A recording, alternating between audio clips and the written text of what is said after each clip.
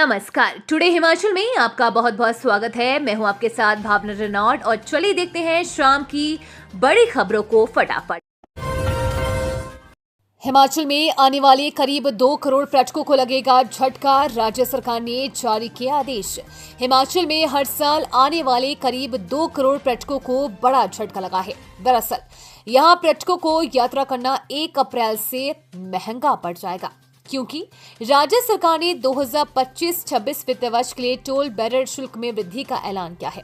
निजी और वाणिज्यिक वाहनों के मालिकों को अब 10 से अधिक भुगतान करना होगा, जबकि वाणिज्यिक और मालवाहन वाहनों को 20 से ज्यादा देने होंगे। ये नए शुल्क राज्य भर के 55 टोल बैररों पर लागू होंगे।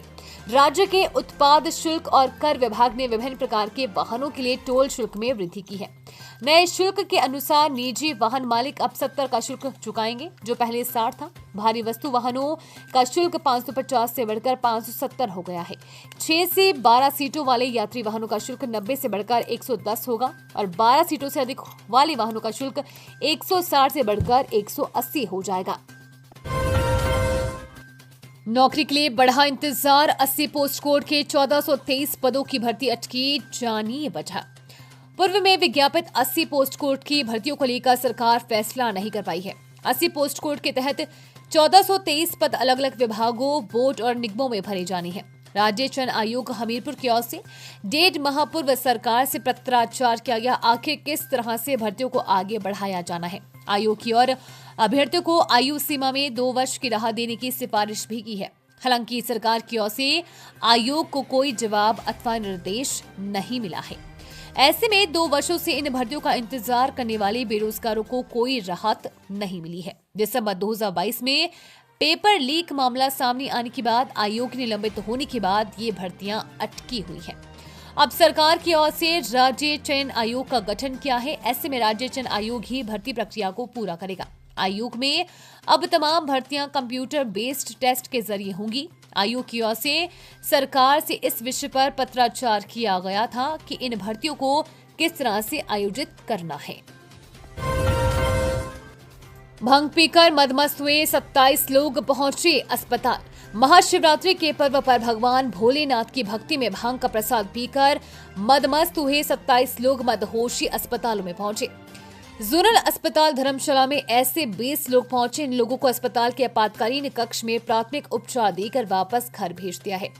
बुधवार को जिला कांगड़ा में जगह जगह शिवालयों में महाशिवरात्रि पर्व का आयोजन किया गया। इस दौरान भगवान के प्रसाद घोचे को लेकर भी प्रसाद वितरण किया गया। इसके चलते प्रसाद का अधिक सेवन करने वाले बहुत से लोग मदहोश होकर भगवान की भक्ति में मस्त हो गए। परिजनों ने इन्हें मदहोशी की हालत में अस्पताल पहुंचाया, जहां विशेषज्ञों ने इन लोगों को उपचार देकर वापस घर भेज दिया। सैमसंग के रियायती बिजली का भरोसा, उद्योग बंद करने का फैसला वापस लिया। मुख्यमंत्री के रियायती बिजली देने के आश्वासन के बाद स्टील उद्योग संचालकों ने कंपनियां बंद करने का फैसला टाल दिया है। मुख्यमंत्री ने स्टील उद्योग संचालकों को पंजाब से कम दरों पर बिजली के दाम करने की बात कही है। हिमाचल प्रदेश के स्टील उद्योग संचालकों ने 26 फरवरी से उद्योग बंद करने की घोषणा की थी। इस माह का बिजली का बिल भी जमा न कराने की बात कही थी। उद्योगपतियों का कहना था कि उन्हें बिजली महंगी पड़ने से अब स्टील उद्योग चलाना कठिन हो गया है।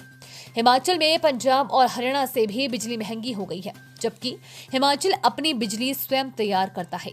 यही नहीं, यहाँ पर एजीपी स्क्रैप और तैयार माल दोनों पर लग रहा है। ये ऐसा पहला राज्य है जहाँ पर एजीटी दोनों पर लगता है। अन्य राज्यों में एक ही तरफ लगता है। इस बारे में लघु उद्योग भारती के प्रदेश महासचिव संजीव शर्मा ने बताया कि प्रदेश में लघु उद्योग के लिए स्क्रैप दिल्ली और दूसरे राज्यों से आता है। यहाँ का भाड़ा अन्य राज्यों से अधिक होने से पहले ही यहाँ स्टील संचालक प्रतिस्पर्धा में पिछड़ रहे हैं। यही नहीं, यहाँ पर लौह उद्योगों में भी सामान तैयार होता है। उसके रेट पंजाब के मंडी गोविंदगढ़ में निर्धारित होती है। उन्होंने कहा कि हर रोज रेट शेयर मार्केट के तर्ज पर बदलते हैं। इससे अब उद्योग चलाने पहले ही कठिन कार्य हो गया है। उन्होंने बताया कि सीएम के आश्वासन के बाद उद्योगपतियों ने बंद करने के फैसले को रद्द कर दिया है। सड़क किनारे खड़े बच्चे को तेज रफ्तार कार ने मारी टक्कर, मामला दर्ज। पुलिस थाना नालागढ़ के तहत पुलिस चौकी धबोटा के अंतर्गत प्राइमरी स्कूल दुगरी के पास एक कार ने सड़क किनारे खड़े बच्चे को टक्कर मारकर घायल कर दिया। इस हादसे में सड़क किनारे खड़े 8 साल के बच्चे सतनाम सिंह को काफी चोटें आई, जिसे सरकारी अस्पताल नालागढ़ पहुंचाया गया। ये हादसा कार चालक द्वारा कार को गलत तेज रफ्तार व लापरवाही से चलाने के कारण हुआ है। पुलिस ने मामला दर्ज कर आगामी कार्रवाई शुरू कर दी है। एएसपी अशोक वर्मा ने बताया कि मामले की पुष्टि की है। अगले 3 दिनों तक तेज बारिश और बर्फबारी की संभावना, शीतलहर का भी अलर्ट। हिमाचल प्रदेश के अधिक ऊंचाई वाले क्षेत्रों जिनमें रोहतांग दर्रा और अन्य प्रमुख दर्रे शामिल हैं में बुधवार को भारी हिमपात हुआ है। हिमपात की मात्रा 3 फीट से अधिक रही है और ये अभी भी जारी है। खासकर लाहौल स्पीति क्षेत्र में भारी हिमपात के कारण परिवहन सेवाएं पूरी तरह से बाधित हो गई है। किन्नौर जिले के ऊपरी क्षेत्रों में भी 4 से 5 इंच तक हिमपात हुआ है, जिससे यातायात और अन्य गतिविधियां प्रभावित हो रही है। मौसम विभाग ने अगले 3 दिनों तक तेज बारिश और बर्फबारी की संभावना जताई है, जो प्रदेश के लिए एक बड़ी चुनौती बन सकती है। चंबा जिले के ऊंचाई वाले क्षेत्रों में बर्फबारी हुई है, जबकि निचले क्षेत्रों में वर्षा का दौर जारी है। पांगी घाटी में भी 1 से 2 फीट तक हिमपात हुआ है, जिससे घाटी का संपर्क पूरी तरह से कट गया है। इस दौरान चंबा जिले में 63 ट्रांसफार्मर बंद हो गए हैं, जिसके परिणाम स्वरूप 250 गांवों में अंधेरा छा गया है। मनाली शहर में भी बर्फ के फाहे गिरे हैं, जबकि प्रदेश के निचले क्षेत्रों में वर्षा हो रही है। इस विपरीत मौसम के कारण प्रशासन और स्थानीय अधिकारियों को आपातकालीन सेवाएं सुनिश्चित करने के लिए सतर्क रहना पड़ रहा है।